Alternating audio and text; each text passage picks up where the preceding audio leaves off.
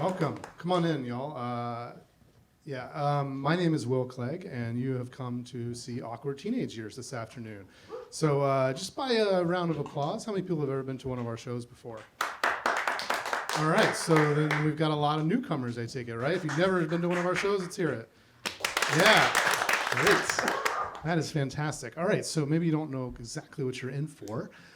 This is the show where we gather together in this lovely basement to relive our teenage trauma for your entertainment. You're going to hear some true stories tonight from some of New York's finest storytellers who are all seated here in the front row, and you'll be hearing from very shortly.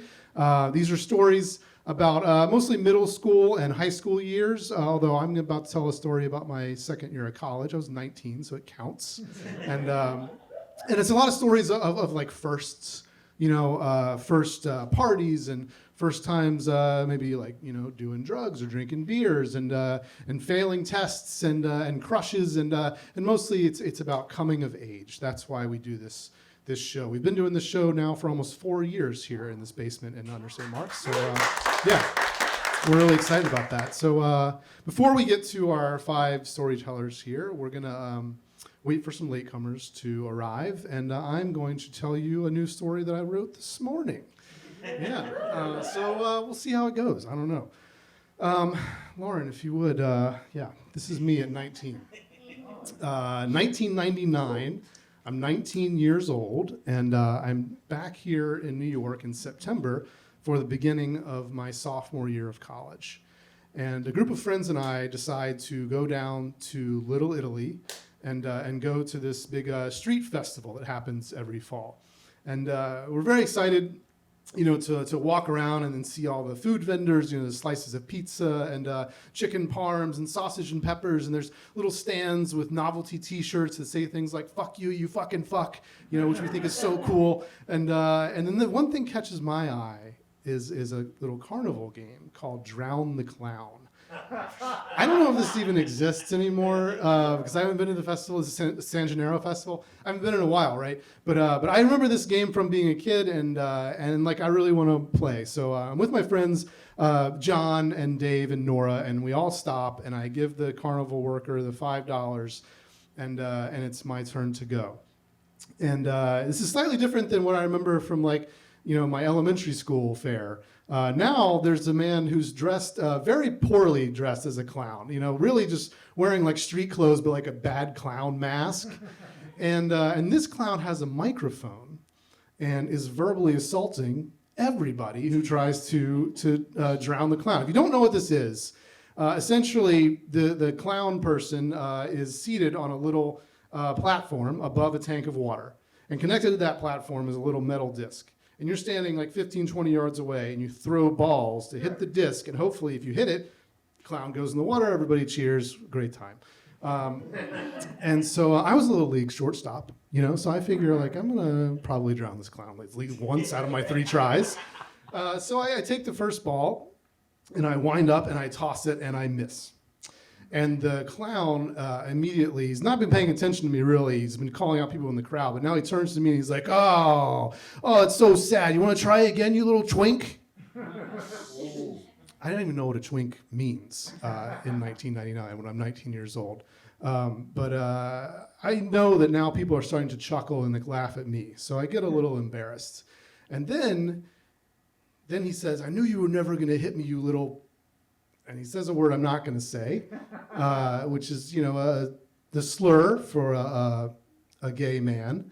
And I'm not gay, but I know well enough that this is not a word that we say out loud, especially in New York City. I come from Charlotte, North Carolina. North Carolina, famously homophobic. And we don't say that word out loud down there either, So to say it out loud like this just seems, I don't know. I get a little enraged. I have gay friends, right? And now I feel like I need to drown this clown, for all of them. And I was also a pitcher when I was in Little League. And suddenly it all comes back to me, all the muscle memory. I remember this 75-year-old man who was so frail he could get blown over by a stiff wind, but he had the mechanics of pitching down, and he taught me very well.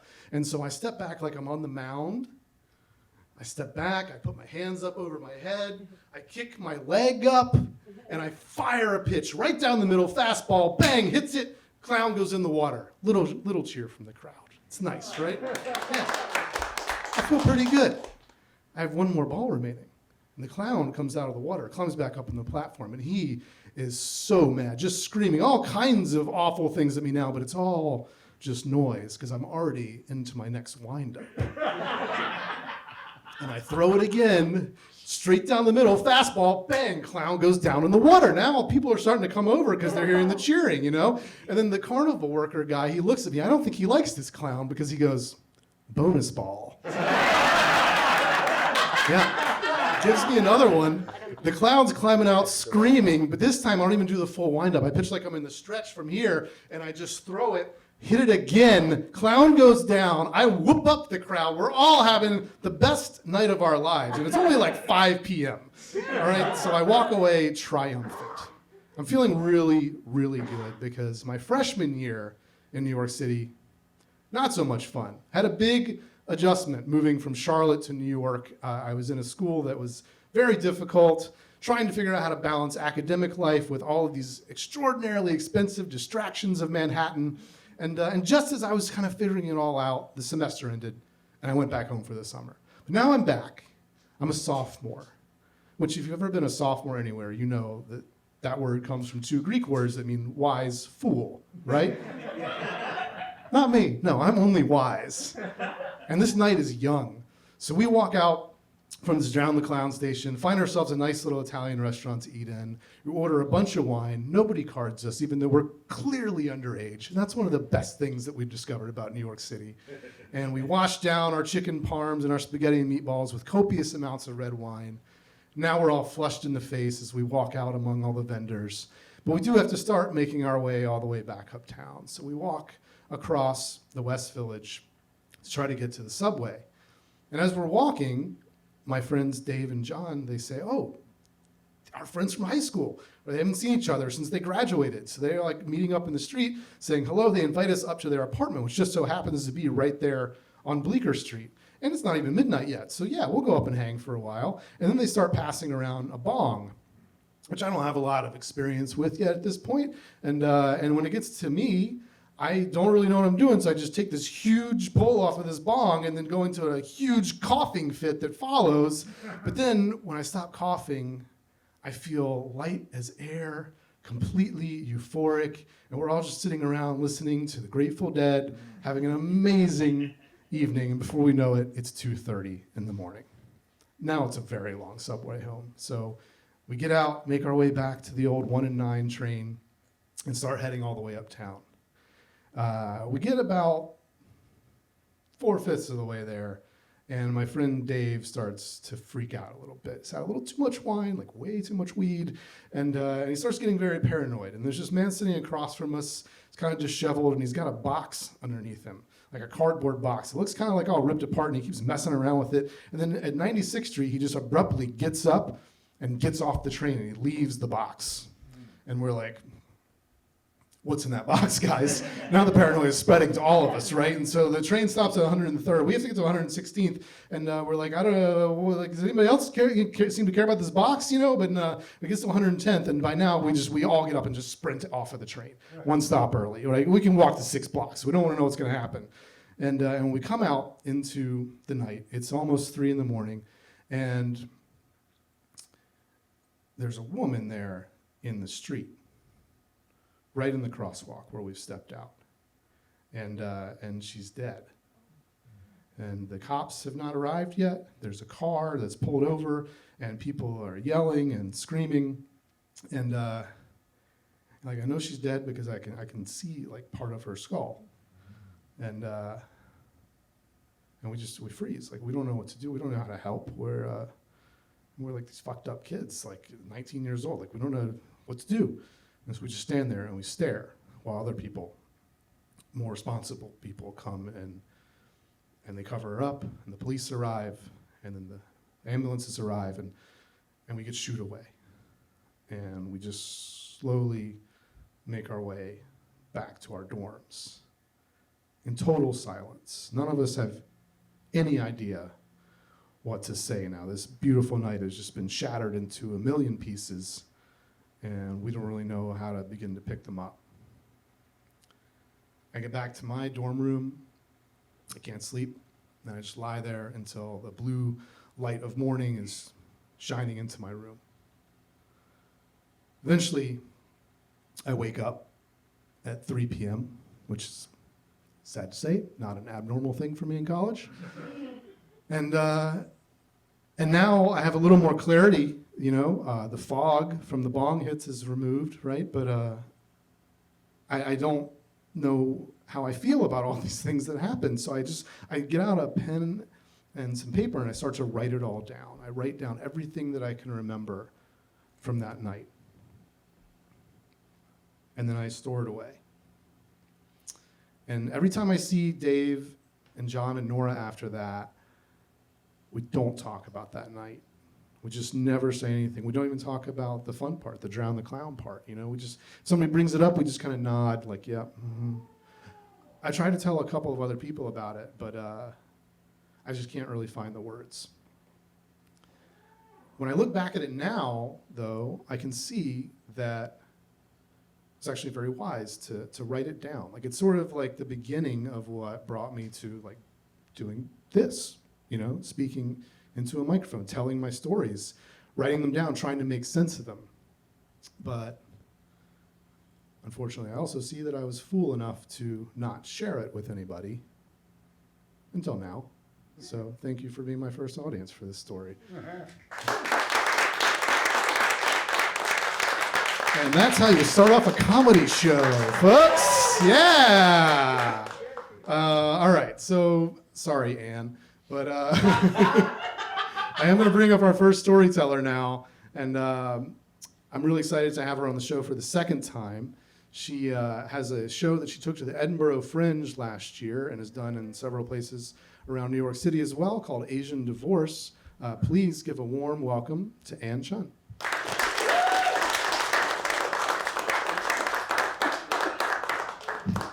Hello, hi everyone. Let me move this. So, my story, I'm 19 too. I'm 19 and I'm studying abroad in Kyoto, Japan. Now, one thing to know about people who study abroad in Japan is that there are two types, okay? The first type is people who are obsessed with anime.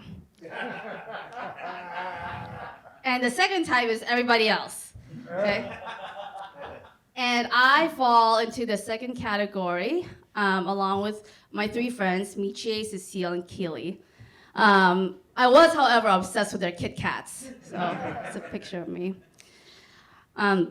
So one night, me and my friends and a few of other local college students go to a Nomi Hodai.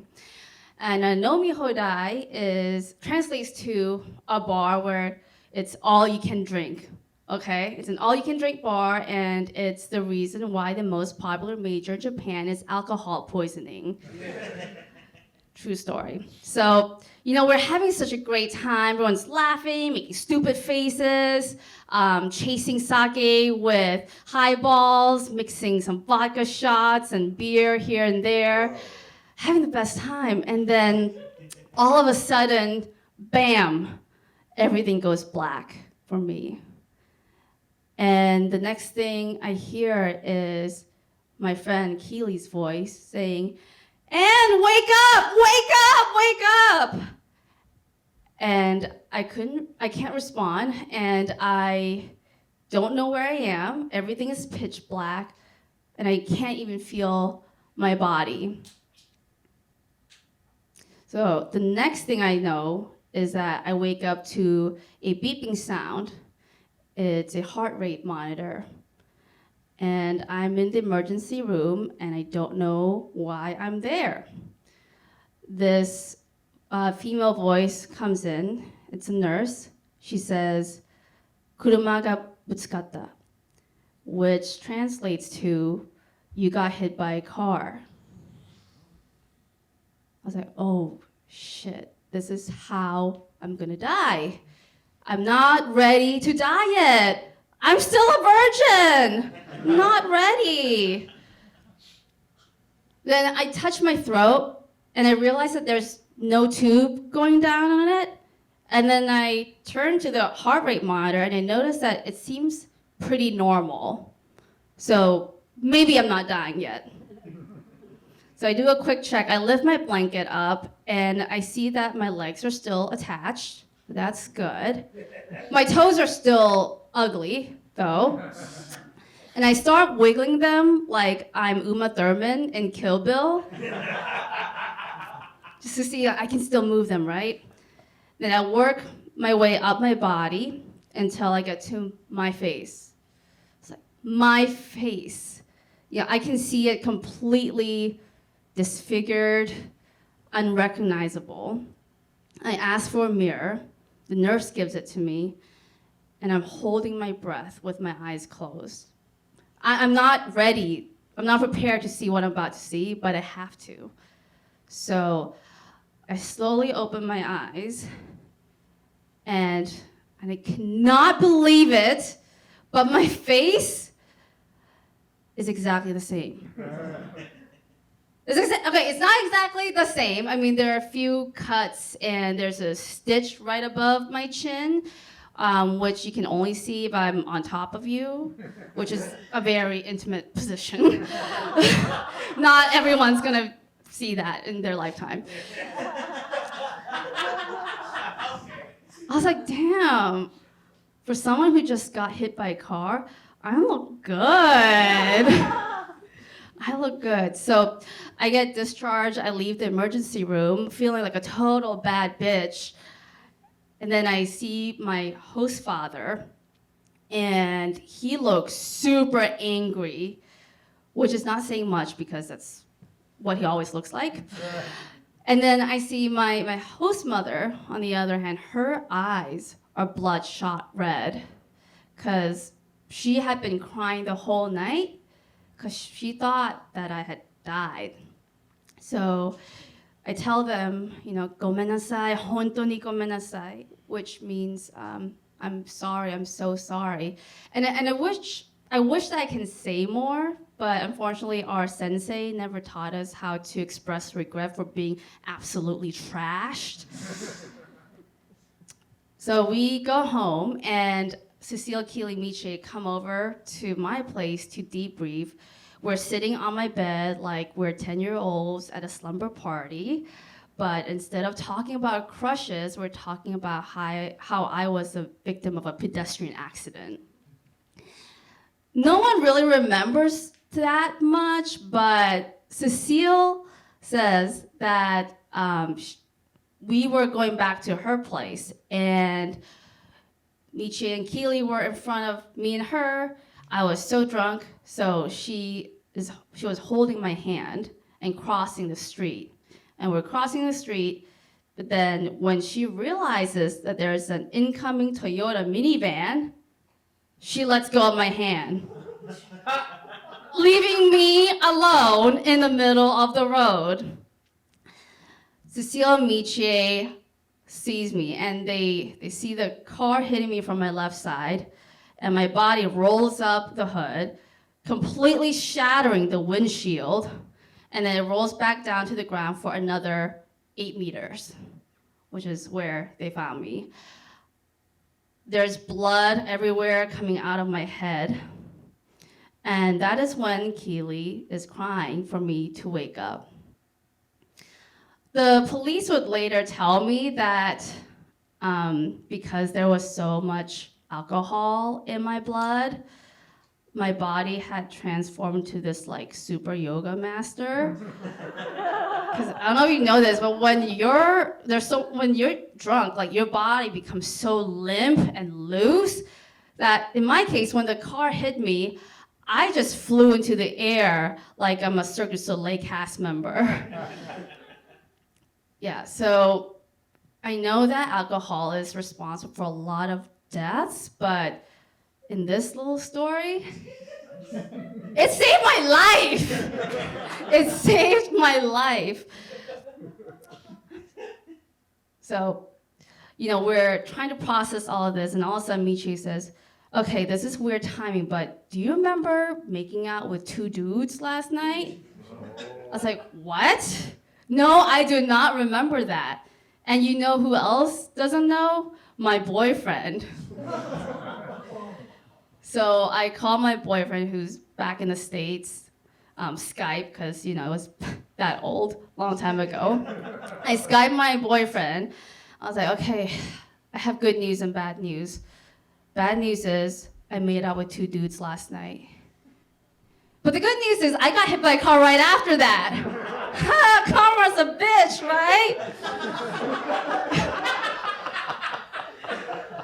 He's like, oh my God, are you okay? Are you okay? I'm like, yeah, I'm totally fine. I mean, there was blood all over my head, and I didn't know why I was in the emergency room, but they found my body 8 meters away from the car. Yeah, I'm totally fine. How are you? It's like, oh my gosh, I'm glad you're okay. I'm glad you're okay. I was like, so you're not mad? He's like, no, I'm just glad you're alive. And I was like, oh, well, darn it. I feel like I condemn all sorts of cheating, but if you're gonna cheat, make sure that you get hit by a car right after. Because that makes coming clean so much easier. Okay, that makes coming clean so much easier. So just a little pro tip out there. So the Monday after, I go to class. I didn't even take a sick day. Okay, I take sick days from period headaches, but when it comes to being struck by a minivan, piece of cake. Okay, I go to school, there's a mandatory meeting, and the head of the program is talking. She says, there has been an accident this past weekend, and we want to make sure that you all are having fun, but first and foremost, be safe and responsible. And everyone turns around to look at me, because I'm covered in Band-Aids and stitches. And I'm just looking back at them like, I wonder who they're talking about. And I did feel pretty embarrassed. So I turned to my friends, Cecile, Michi, and Keely, and they're all looking back at me like, it's okay, we got you. You have nothing to be afraid of, we're here for you. So that's a moment that really sealed our friendship. I came out of this accident pretty much physically unscathed, but it did give me, I've been carrying this fear of crossing the street ever since, which is why I moved to New York. It's one of the few places where there's plenty of people between me and incoming traffic. Okay, I feel very safe in this city. It also happens to be the city where Michie and Cecile live too, and Keely would occasionally visit us. And we go hang out and catch up we're 19 again in Kyoto. And over the last 13 years, they would introduce me to their significant others, their families, and every time I meet them, they would ask me, are you the one who got hit by the car? And I tell him, yes, that was me. That was me. And that's a picture of me with my blood-covered sweater from the accident. So that's my story. Thank you so much. I'm Ann Chun. Thank you.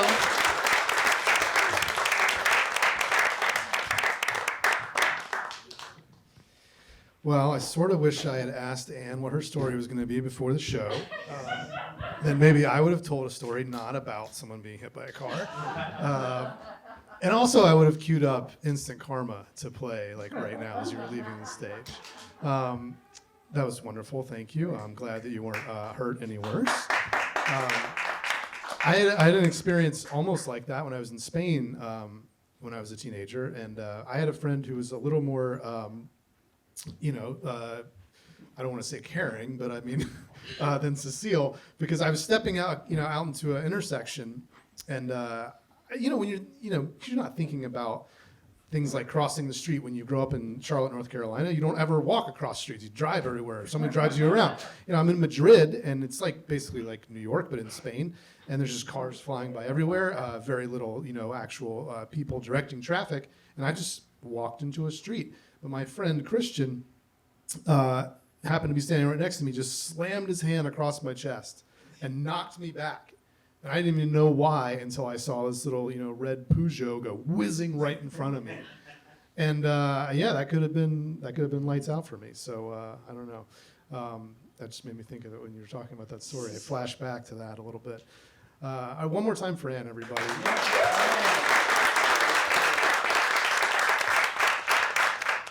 All right, we're going to keep the show rolling. We've got our next storyteller coming up for you. This is his first time on our show, which we're really excited about. He's a comic, and he's the host of a show called Camp Fire Tales Storytelling, which is in Brooklyn. Got to remind me of the place. Brandon Saloon. And the next one's coming up on November 17th, if you'd like to check it out, which I recommend you do. A lot of people that have been on this show, also on Nick's show. And we're really excited to have him here. Please welcome Nick Hornedo.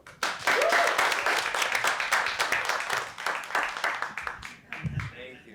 That's me after getting first place at a speech meet.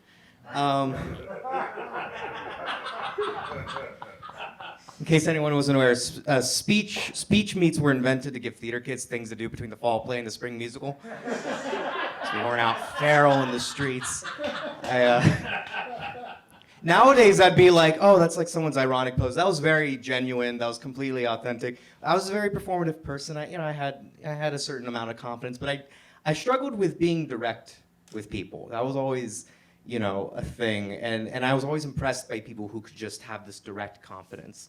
Like, I think it was my senior year of high school. I met this girl. Her name was Kylie. And she had such a direct confidence about her. She'd do this thing where she'd say something funny, and I'd be like, that's funny. And she'd say, of course it is. I'm fucking hilarious. So cool. And we met because we were both auditioning for the school play, and we were in this scene where we were playing ex-lovers who had sort of a chance encounter years after breaking up, and they kind of trade a few barbs, and just when you think they're starting to hit it off again, the guy finds out that this is actually her bachelorette party, and she's moved on. Yeah, it wasn't really a very uplifting scene. Unfortunately, there are no scenes in the school play about two people trying to figure out how to do over-the-pants stuff.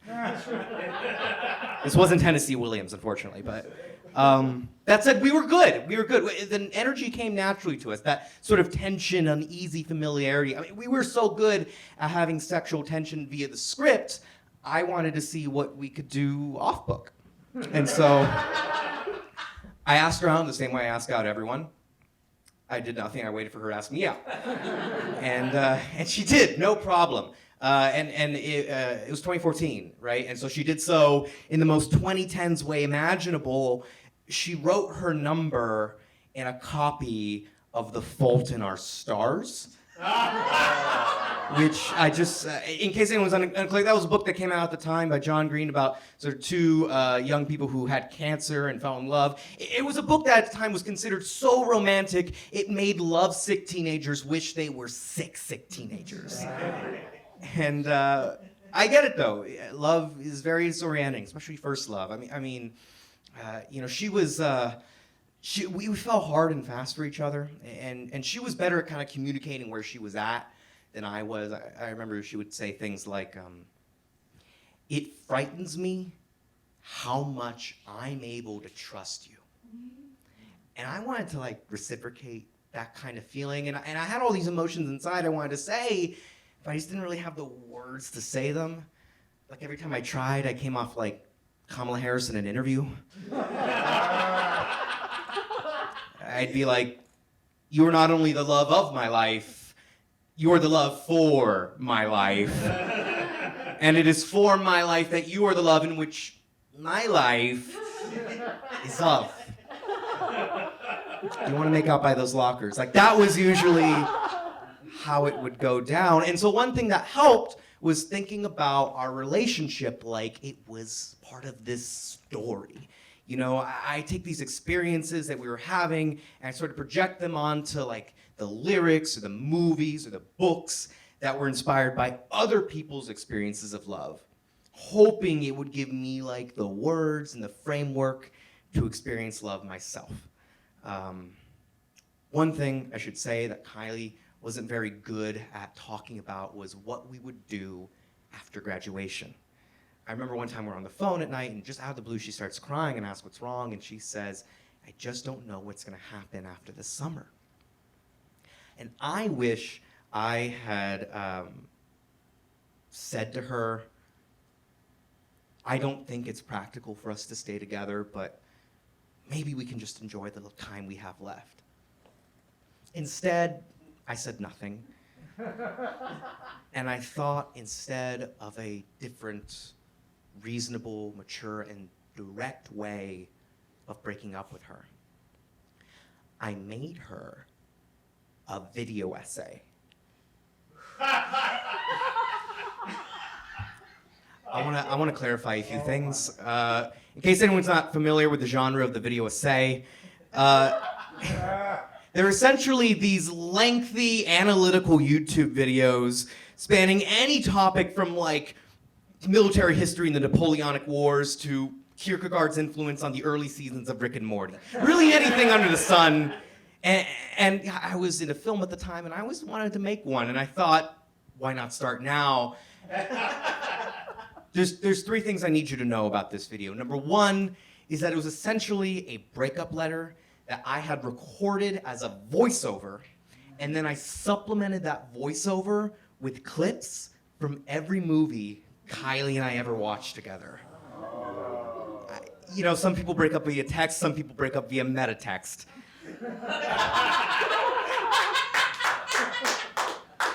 Some people went to college, Jesus. The second thing I need you to know is that it was 8 minutes long. And to give you a sense, every story you're hearing today is about 8 minutes long. I know that might sound indulgent, but to my credit, I was creatively on fire with this one. There was music, there was text effects, there was montages. I mean, I was literally like recording and then re-recording audio takes in my bathroom like I was Ira Glass during COVID. The third thing I need you to know is that I sincerely thought this was a good idea. You know, it like broke my heart to break up with my best friend, and making this video helped me process that moment. And I thought, as I clicked export on iMovie, that it might do the same for Kylie. So the summer comes to an end. She and I, on our last date, we're walking by the river. We take a seat at the spot where we had our first kiss. And it's gorgeous out. It's sort of one of those like pink sky, sundown types of moments. And I'm thinking in my head, this is great. This is like this picturesque. It's like something out of a movie. And then I realize Kylie's been silent. And after a few seconds, she says, the longer you don't say something, the less hopeful I get. And so I did the only thing I could do. I reached into my breast pocket. I pulled out an SD card, handed it to her, and said, hey, there's something on here that I want you to watch when you get home. And she said, if you're breaking up with me through this, I'm gonna fucking kill you! It's at this point I'm starting to rethink the whole digital breakup idea. For one, whatever computer doesn't have a dongle, I mean, doesn't have an SD card slot. You should be able to break up without a dongle, is all I'm saying. And I start to rethink it all, and so I go with the analog version of the breakup instead. And it goes all right. I mean, there's no good way to do it, but we say what needs to be said, and we agree not to talk to each other for about 2 weeks, to give it a little break, and but that she'll let me know when she watches the video. So I go home.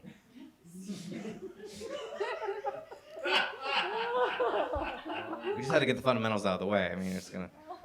But I go home and I actually get a text from her that just says, "I watched it." And I, always one for notes. I ask, "What'd you think?" And she said, "I can't breathe." Because at that moment, she was literally having a panic attack. Two things become clear. Number one, I should seriously consider film school. I don't mean to brag, but I think I might have it. And number two, I had wanted so badly to make meaning out of the breakup that I had made the breakup entirely about me. Kylie was counting on me for the first time to say the thing that she couldn't, and I let her down. Actually ran into Kylie just this past summer, totally randomly in the subway. Hadn't seen her in years. I didn't even know she was in the city. Turned out she was just here for the summer, and she was with her friends, and I was with mine, and we decided to ride a few stops together. We're catching up, and she was telling me about how she's in law school, and she's just sort of here for the summer doing an internship. And at one point, my best friend says, "Wait, Nick, is that video essay girl?" And she's like, "You told them about that?"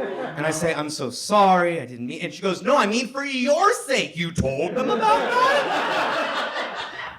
And then she starts to tell them a little bit about that from her perspective, and how crazy it was, and how the next day she went back to that spot by the river and threw the SD card over the bridge. And she's making everyone laugh, and of course she is. She's fucking hilarious. And it's at that moment, too, that I realize she has a ring on her finger because she's engaged. And she starts telling me about her fiance and how they met and when they're getting married. And it's all just so crazy, you know, to see someone 10 years later and how much their life has changed. But it's also kind of crazy because we're sort of reenacting the scene from the play. From high school. I mean, two ex-lovers, chance encounter. They kind of start hitting it off, and just as when things are starting to spark, twist, she's betrothed. It's the same thing, but I don't notice it. That parallel doesn't hit me until like days later, because in that moment, all I can think about is just how happy I am for her and the direction her life has taken. Life doesn't always imitate art. Sometimes it's better. Thank you. I've been Nick.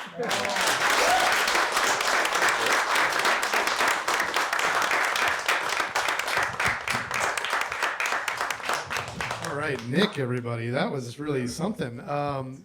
I wish I had asked Nick what his story was going to be before, because then I feel like you probably have this video essay somewhere, right? We could have watched a clip from it up here on the screen. I fucking blew it. Sorry, guys. But no, you're a man after my own heart. I also did not like to ask people out. I'd wait to see if they would ask me out, which they wouldn't do. But once in high school, it kind of worked. There was a girl that we clearly liked each other. Neither of us wanted to do anything about it. So one day I was giving her a ride home, and she, after she got out of the car, I realized she, accidentally dropped a folded up piece of paper on the passenger side floor, which when I got home, I opened up and read, and it's this long, very sad poem about how there's this boy that she likes, but he doesn't seem to notice her. And we dated for 2.5 years after that. Yeah. But I like thinking about like the 8-minute, video breakup. I mean, I know it's like, it sounds bad now, right? Like, and you made it all about yourself, but like I once had an 8-hour in-person breakup with a girl, and I'm pretty sure I managed to still make that all about me. And that's worse, right? So, I mean, so maybe the 8-minute video essay, not so bad, or maybe I'm just a piece of shit. I don't know. But I don't know. That's amazing. As a filmmaker also, yeah, I think you do have it. So, never too late. One more time for Nick, everybody. All right. Our next storyteller. This is her first time telling a story on stage like this, which is very exciting. Yeah. She's a poet, which it's a different kind of storytelling, of course, and she also has her own show called Evolving Echoes, which is experimental poetry fusion. So if you're into that sort of thing, you should definitely catch up with her after the show. Really excited to have her here tonight. Please welcome Phoebe Bradbury.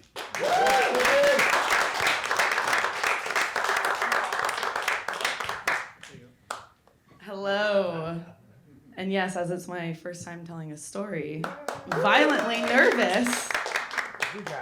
But yeah, that's my internal self. She's so sweet and innocent. It's all a lie. Okay, so I grew up in a cult. Wait, no. We were a tight-knit community of evangelical Christians with locations throughout the country and a sister church in Nigeria. So we were definitely were a cult. And like any communities, this one had pretty set tenets, right? Your typical ones. But they were ironclad. So no sex before marriage, that's a given. No kissing before marriage, a bit more strict. And if you are of the opinion of my father, no touching of the opposite sex before marriage. That last one resulted in me being an awkward hugger for way too deep into my adult life. So thanks, Dad. So as you can imagine, being a teenager in this environment, there wasn't much to look forward to.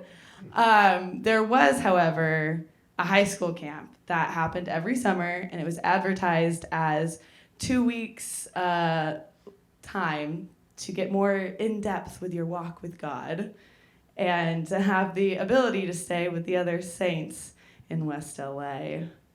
Now, as an adult, looking back, not being affiliated with any organized religion, those 2 weeks were not a fun camp. They were indeed a grooming session that relied on peer pressure from other teenagers that really are just looking for an identity to hold on to during this time of tumultuous change, right? However, it was at this camp where I met, we'll call him Jim. He was a football player, a linebacker, one of those strong, silent types. And although that first year of camp, when I was 14, had yet been to high school, we maybe shared 10 words the whole time, okay? By the end, though, I was smitten, very much so. And our conversations post-camp occurred through Gmail chat because, as everyone knows, AIM is where the devil resides. So can never do that. But they went a little bit like this. Hi. Hi. How are you? R and U are spelled with the letters R and U. I'm good. Oh, I have so much math homework today. I just hate algebra. When am I ever going to use this? Yeah, it's the worst. All right, well, I have to go now before my dad realizes I'm on this being Gmail chat. Okay, bye. Insane. So after a little bit more than a year of me putting in intense effort and some insider knowledge from one of Jim's friends also in the community that he did indeed like me back, I then found out that he liked me back. The joy, the elation, and then the absolute need to keep everything a secret from everyone. So that being said, I think we're starting to see a trend, right, where Phoebe decides what she wants. Phoebe focuses all her energy on the nigh impossible task, and then Phoebe is left wondering, what was the fucking point of all of that? So the next period of my life basically involved me coming up with any and every excuse to make my way down to West LA from Santa Barbara, which is about a 2-hour drive, in order to get a couple minutes alone with this new love of my life. So one of those occasions set the stage. Friday evening, and it's in Jim's living room, and it's a Bible study. Because that's what we did. And it's about a dozen people, teens and adults. And my uncle is leading it because, yes, cults, no, communities are family affairs, indeed. And I'm sitting there, and I have an open Bible and a pen and a notebook. And you kind of just got to use what you have, right? So I nonchalantly take the pen, and I write a note on my notebook, and it says, "Meet me in the bathroom in 5 min." And I quietly tear the page out, and I slip it in between some pages of the holy text. And I then nudge the kid next to me and whisper, "Pass this to Jim." So he does. And out of the corner of my eye, because I'm staring straight ahead at my uncle, because I did not just do something absolutely horrible, I see him look through the pages and look at the note, and he closes the Bible back up and passes it back. So I sit there for about 30 seconds, and then I take my body, which is riddled with nerves, kind of like earlier today, and I walk out of the living room into the bathroom.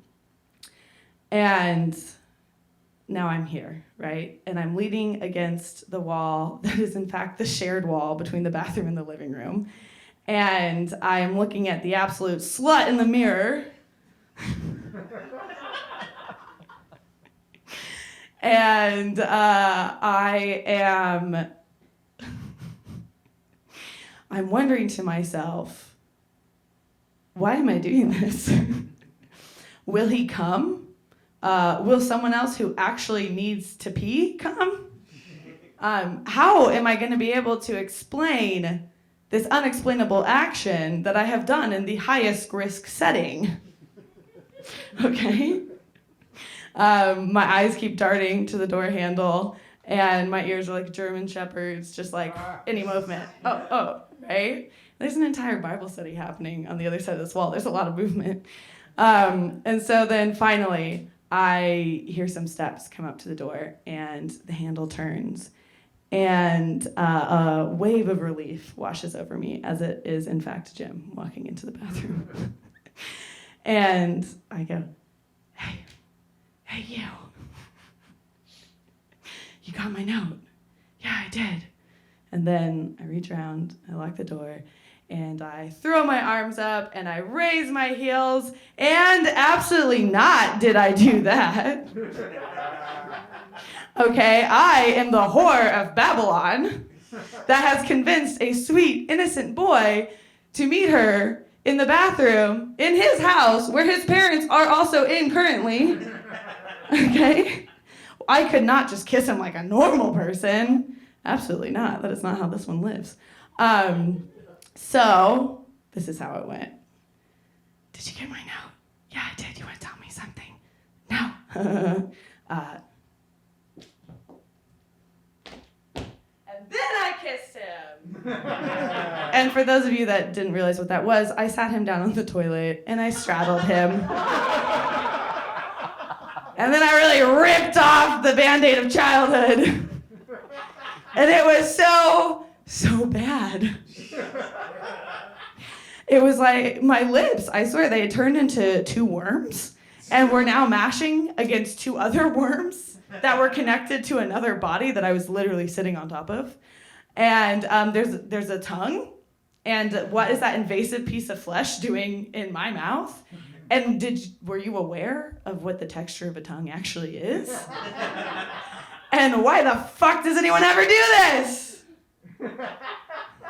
And then it was done, right? It was a quick moment. And I stand up, and he stands up, and I say, "You leave first." And he does. And I'm left there for an extra minute, because obviously can't come from the same place at the same time. Just staring at that slut in the mirror again, wondering what the fuck was that?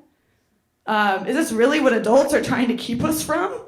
Because they don't need to worry. I literally never want to do that again in my life. Yeah. So I wasn't found out. wonderfully enough. That evening, or that night, I am lying on a mattress at my friend's house, friend from camp, and I can't get over what just happened, right? So I text my younger sister, and I say, I just kissed Jim. Oh my God, what? How was it? So bad. Like worms. I don't think I will ever kiss anyone again. And just like that, in that moment, some of the magic that I think really surrounds like first moments, amidst all the angst and awkwardness of going from a child to an adult, disappeared from my life. And for all the years leading up to this point, I had lived in a world of extremes. One side telling me that if I did anything sexual before marriage, I would end up down in those fiery pits. And the other side telling me that I needed to do all those sexual things before marriage in order to truly grow up. And here I was, left in this overwhelming moment, not only because of the anticlimactic nature of the kiss, but also because of how awkward and disappointing the experience actually was, on top of a toilet seat, no less. Luckily, though, later that weekend, me and Jim managed to hide away in front of a police station this time. So creative, look at me. And there we attempted kissing once again, and this time on a bench instead of in a bathroom.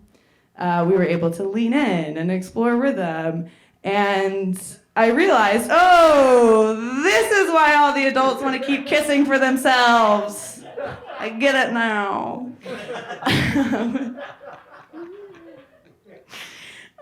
So me and Jim did eventually fall apart, partly due to teenage romance. Also, we were found out, of course. That was a whole other thing. I'll be back next time to tell about that. And although I have never straddled someone on a toilet again, I have had many, many more horrible first kisses. But through all these experiences, I have learned that although grown-ups seem to act that they know everything, awkward is not only for your teenage years, and you don't need to know everything in order to be an adult. Thank you so much.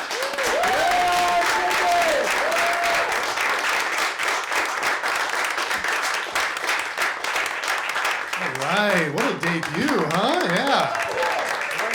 That's great. We've had a few first kiss stories here and there on the show. I told one not too long ago, but never on a toilet. Never on a toilet. Never in a cult, you know? So, that's amazing.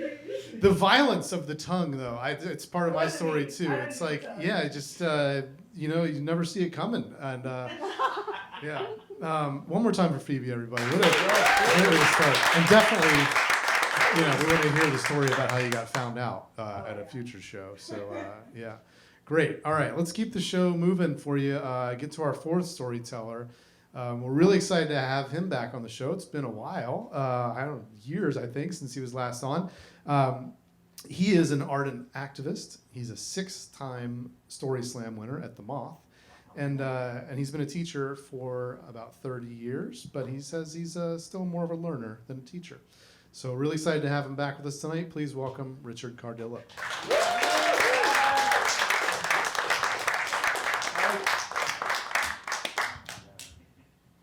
Thank you. Hair. All of us carry around in our minds all the time those maternal directives from our youth.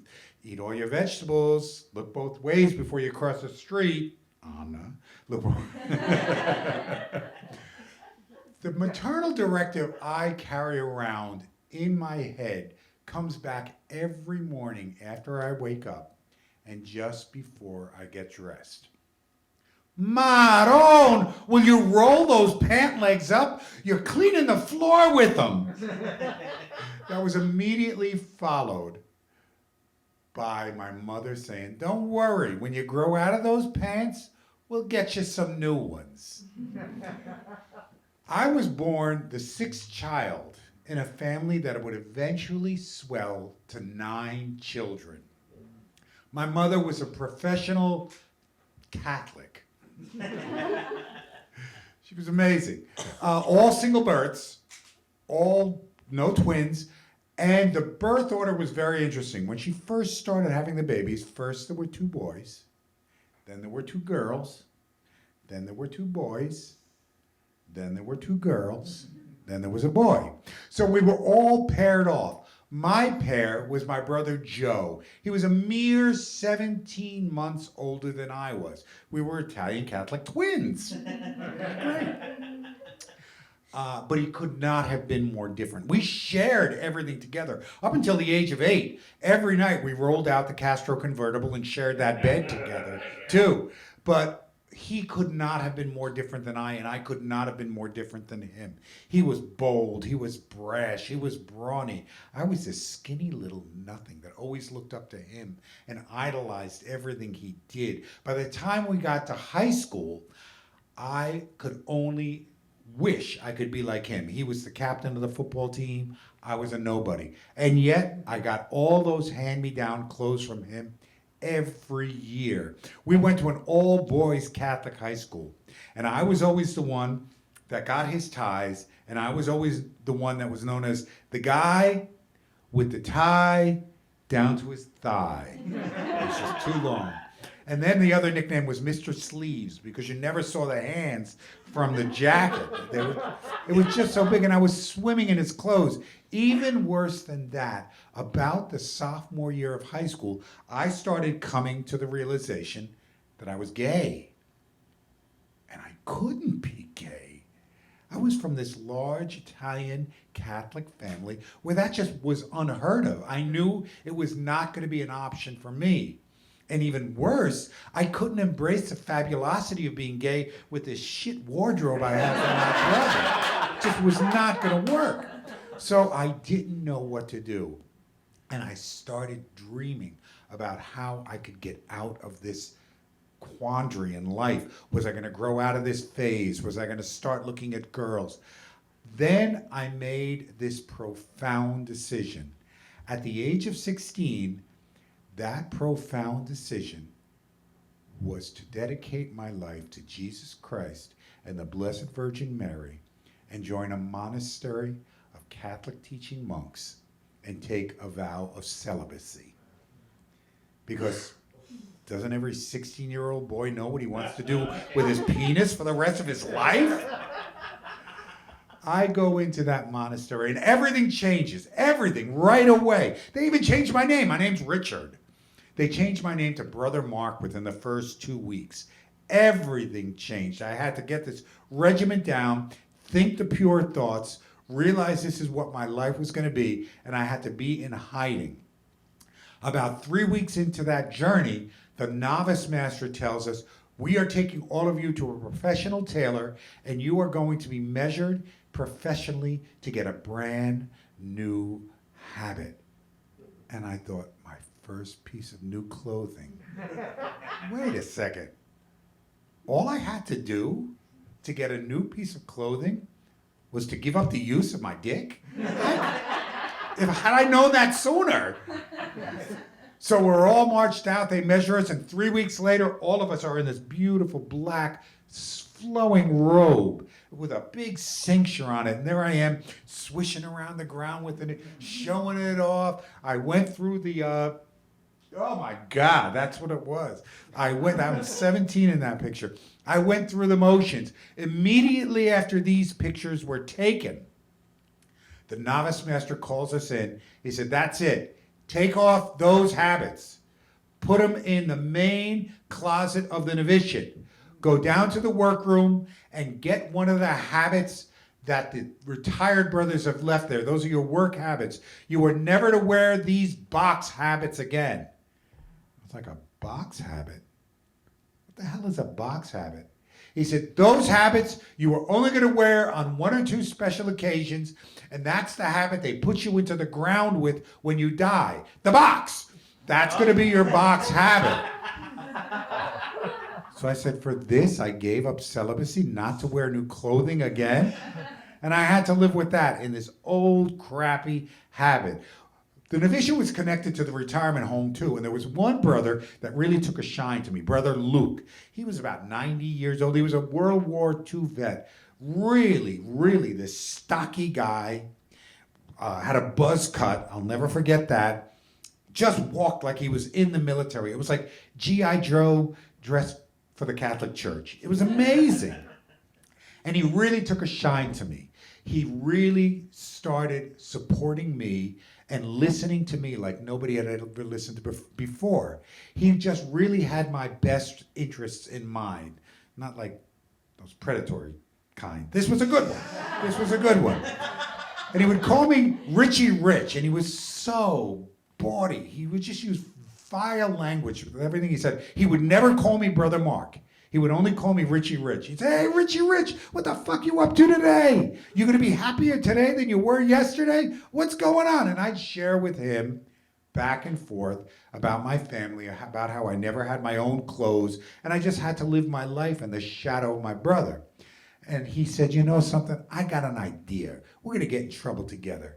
Tomorrow, when you come down for work, you wear your shittiest clothes underneath, and you steal out that box habit, and you do all of your chores and work in your box habit and run it into the ground. And I'm like, I'm scandalized, Brother Luke. How can I do that? That's what are they gonna bury me in?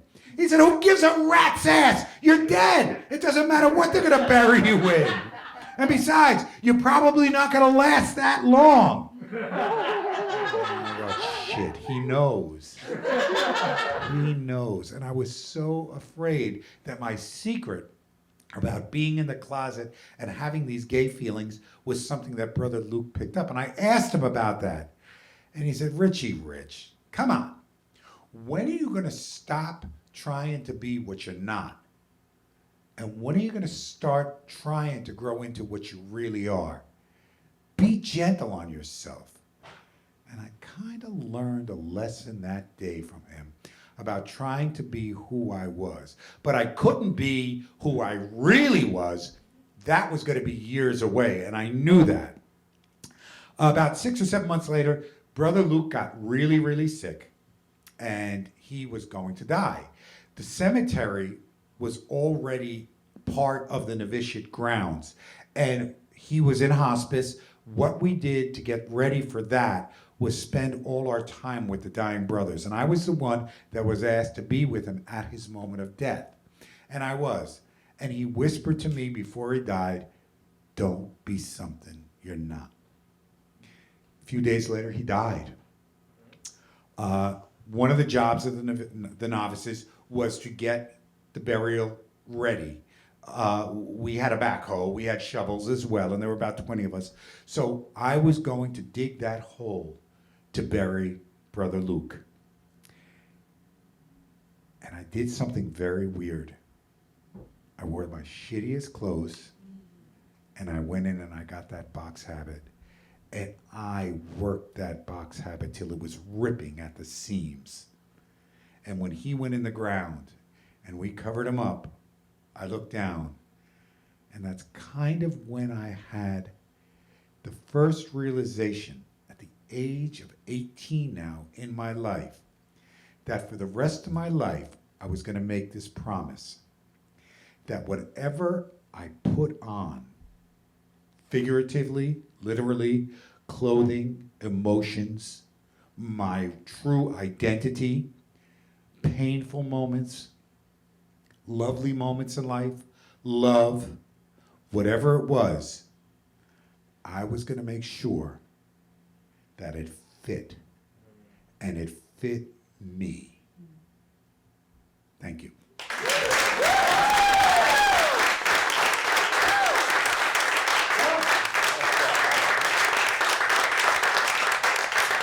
All right.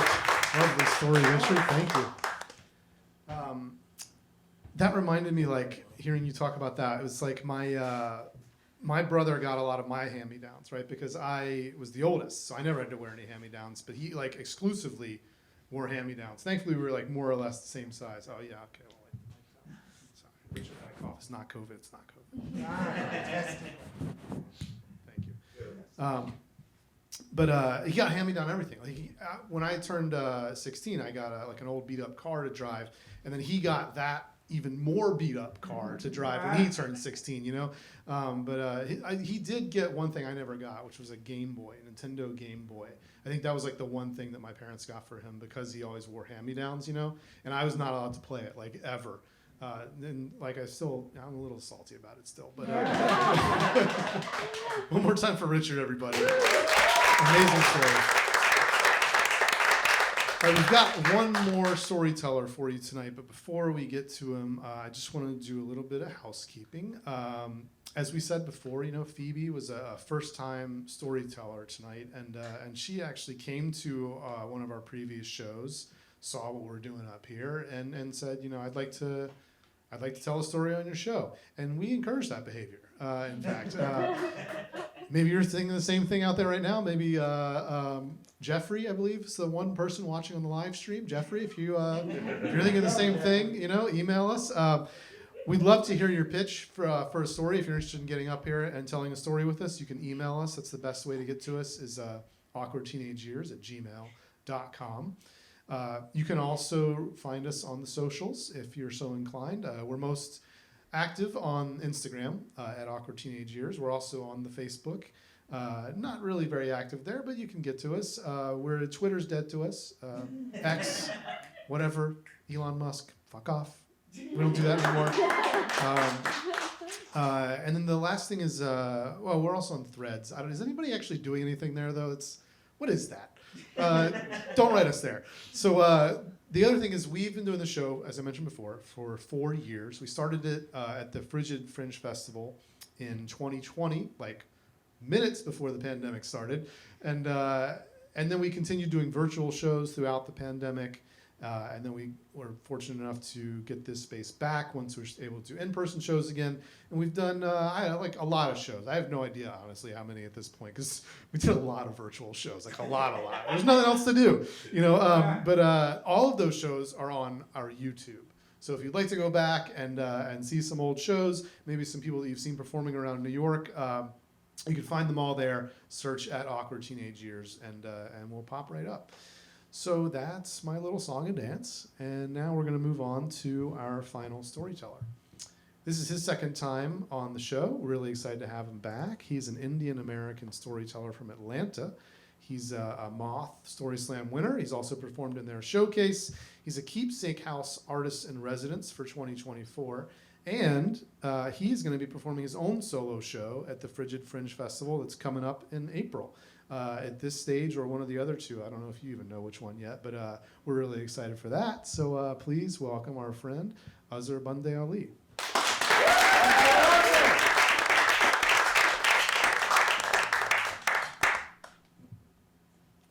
Hi. Welcome to the jewelry store. How can I help you? Hi. How can I help you? I practiced this line for hours in my bathroom mirror, hoping to get it perfect. I would redo my tie over and over again until I got the perfect triangle. This was the first job in my life that wanted me to dress up in a button-down shirt and a tie. And I wanted to be the best salesperson there ever was. I wanted to be so good at sales that I could sell courage and humility to Elon Musk for $44 billion. My last job was at a Western Union, and I would sit behind a bulletproof glass being yelled at by my customers who thought I was stealing money from them. To go from a job that threatened my life to a job where I could dress up, sell Indian jewelry at a luxury store in Atlanta, felt like a huge upgrade in life. I felt like I was on a social status elevator that started from the basement of a building where I was, that was headed right to the penthouse to the top, and there was no stopping me. I was 19 years old in this picture, and I was just starting my new part-time job while I was in college. My best day at the job was when a customer purchased something, took their bag from my hand, and then asked me a secret question at the end. Excuse me, I hope you don't mind me asking this, but are you the son of the owner? I blushed at the comparison and gently shook my head in response. The status symbol elevator went one level up. The owner of the store was, we called him Uncle, was this old, grumpy Indian man with a short fuse. He was born to a royal family in British-occupied India in the 1940s. He walked with a hunchback but was too proud to carry a cane. He spoke flowery English and could beautifully negotiate with the customer at the store. He always had candy for kids that came into the store, but if he ever saw an unattended smudge on the glass counters, he would storm to the back of the showroom and yell profanities in Hindi to the first employee he could find. His pride was just as strong as his jolliness. Luckily, he never yelled profanities to me. He always spoke flowery English when he was around me. Him and I would always tag team negotiations and sales with customers like a good cop, bad cop duo. I would be the brash young man that was pushing the sale, and he would be the brown Yoda that customers would run to for safety. At the end of the sales, he would give me a high five, as if we were professional athletes that were on the same team. I craved that validation so much. One day we were working on a sale together, and a customer interrupted the sale negotiation and asked him my favorite question. He pointed at me and said, "Uncle, is this your grandson?" And I waited for him to blush. I waited for him to give a diplomatic answer. I expected him to reach out and hold my hand, get teary-eyed, and say, I wish this was my grandson. But when I looked over, Uncle's face looked like his brain was playing a Rubik's Cube with his face. He scowled and said something in royal Hindi. "ये हमारा नौकर है और मैं उसका मालिक हूँ. अब आप सोचो ये क्या लगता है?" Which translates to, "This is my servant, and I am his master. You be the judge of our relationship." I looked down in embarrassment, and I found my tie, something that I was so proud of. It felt like chains of servitude around my neck. The only thought that crossed my mind, funnily enough, was, oh my God, has this man ruined the sale for us?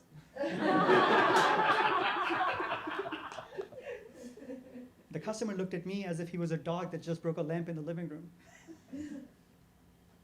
And I smiled at him, pretending to not understand what was just said, but I speak Hindi. Because I wasn't revolting, the customer moved on and the sale continued. At the end, Uncle gave me a high five again. But I knew that this was not a high five of camaraderie. This was a master giving me a sign of approval of a job well done. The status symbol elevator had malfunctioned. I was not going anywhere. I worked that job for 2 years because I needed the money. But then I graduated and I found a better job, a different job, a job where I could go on and do different things. And I had a choice. I could either forget about being called a servant and move on with my life, or I could try to prove to Uncle that he was wrong. On my last day at the store, Uncle didn't even bother telling me goodbye. And I did what any real housewife of Atlanta would have done. I chose drama.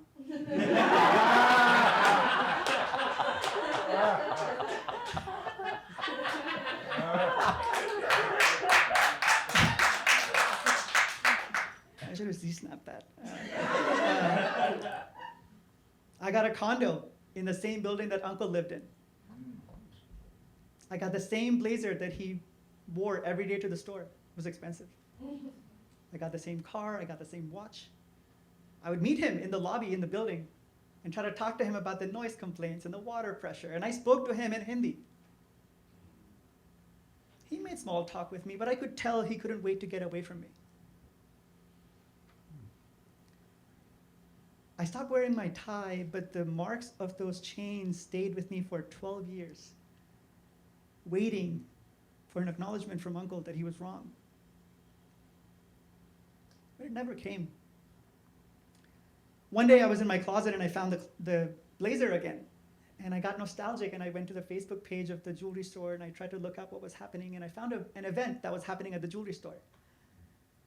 A memorial service for Uncle. He passed away. And with it went any chance of redemption for me. In my teenage years, I looked for validation from society, from my boss, and the pain of that experience stuck with me well into my 30s. And I had a choice again. I could either let bygones be bygone, or hold on to the grudge and live a prideful life just like Uncle lived his entire life. This time, I chose to be a better person. I took a sabbatical from work. I picked up a pen. I started doing calligraphy. I started writing letters to my friends. I started writing stories. For the last year and a half, I've been roaming around New York telling stories to my friends in venues just like this. I never really figured out how to be the best salesperson in the world. But I figured out how to sell myself some happiness. And I think a status symbol like that is the best deal I've ever made. Thank you.